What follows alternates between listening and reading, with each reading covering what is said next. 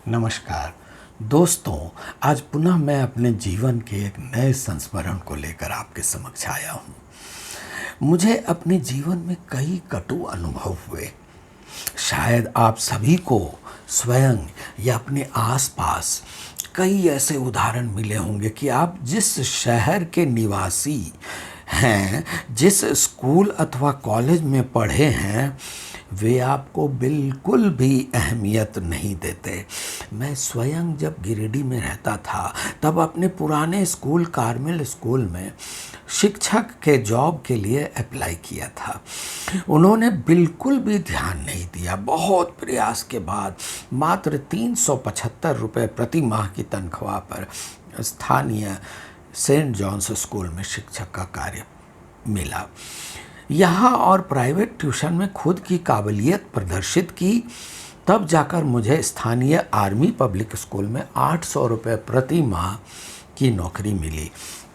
यहीं रहते हुए कॉरेस्पॉन्डेंस कोर्स किया और टीचर्स ट्रेनिंग की, और ट्रेनिंग के दौरान स्थानीय डीएवी स्कूल में जाकर 1 माह मुफ्त की क्लास ली। वहाँ मुझे पढ़ाते देख प्रिंसिपल साहब बहुत प्रभावित हुए और मुझे अपने स्कूल में टेम्पररी शिक्षक की नौकरी देकर मेरा 2 साल तक शोषण किया, जबकि लोकल अन्य शिक्षिकाओं आदि को परमानेंट बना दिया आसानी से। तब यदि मुझे भी परमानेंट कर दिया होता तो शायद मुझे गिरिडीह छोड़ना नहीं पड़ता।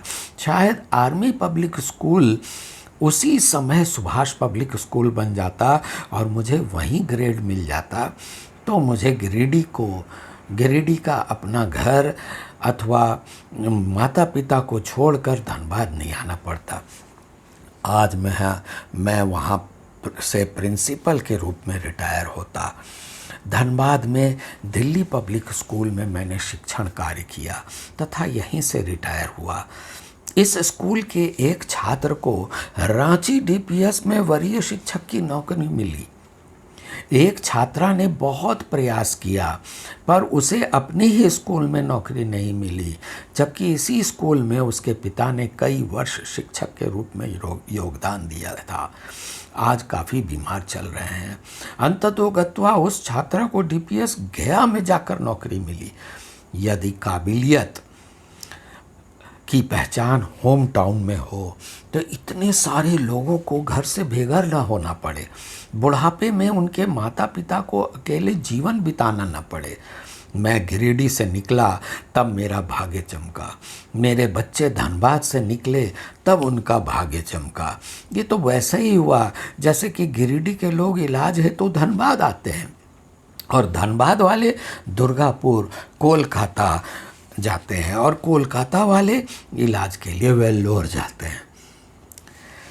और इंजीनियरिंग की परीक्षा दो तो दिल्ली के छात्र को धनबाद आईआईटी में और धनबाद के छात्र को कानपुर आईआईटी में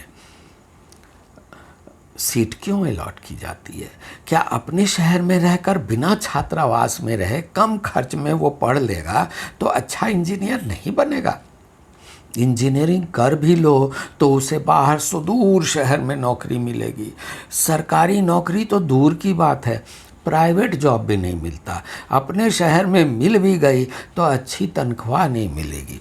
मेरे घर में नया एसी फिट करने के लिए मिस्त्री के साथ आए हुए व्यक्ति से ज्ञात हुआ कि वो बीटेक इंजीनियर है और मात्र 10,000 रुपये में एसी की दुकान में कार्य कर रहा है ताकि धनबाद में अपने माता पिता के साथ रह सके।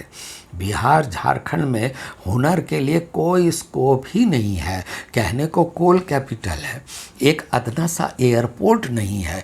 कितने संघर्ष के उपरांत धनबाद में आईआईटी बना। हम तो झारखंड के सौतेले पुत्र हैं। अभाव में जीना हमारी नियति है। मैं अपने इस पॉडकास्ट की समाप्ति एक स्वरचित कविता के साथ करता हूँ। घर घर देखा एक ही लेखा, घर घर देखा एक ही लेखा, बच्चों को घर से दूर होते देखा।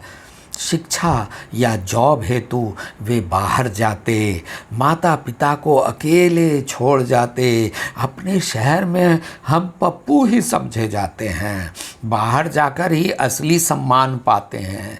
कब हीरे की कीमत सही आंकी जाएगी, घर की मुर्गी दाल बराबर नहीं मानी जाएगी। धन्यवाद।